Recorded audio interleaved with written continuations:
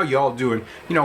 Just to go along with yesterday where I was speaking of racism, back in the 60s there was unrest and stuff, civil rights era and all that stuff. There were rioting and stuff going on, and the government commissioned something called the Kerner report, and you can look it up. And they wanted to figure out, why is this going on? What's the source of it? So on and so forth. And really what they wanted is just for a paper to say that black people are violent and so on and so forth, like you hear all over, thugs and blah blah blah, same stuff you hear today. They wanted the report to say that. But the report said the opposite. The report said that all of the unrest, the rioting, all that stuff that was going on was due to white racism.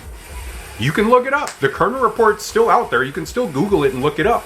And of course, that's not the answer they wanted. Sort of like when we look at autism nowadays, and we have someone like RFK Jr. who ignores all of the real studies and tries to find a study to support whatever he wants to believe. That's pretty much what happened there. The report came out. They didn't like what the report said because they wanted to disagree with it.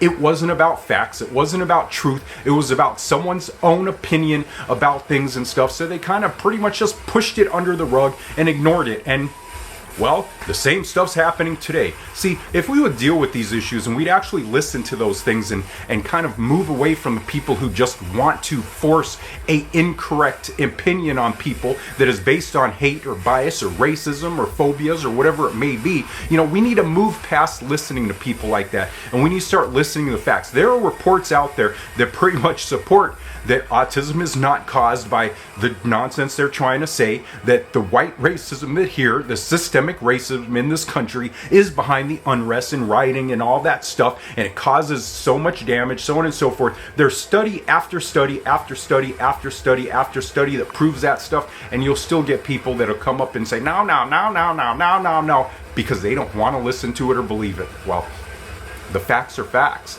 And we need to get to a point where we stop accepting opinions or lies as facts. So have an awesome Wednesday. You're an awesome, amazing human being, and I love you so much. Peace out and bye.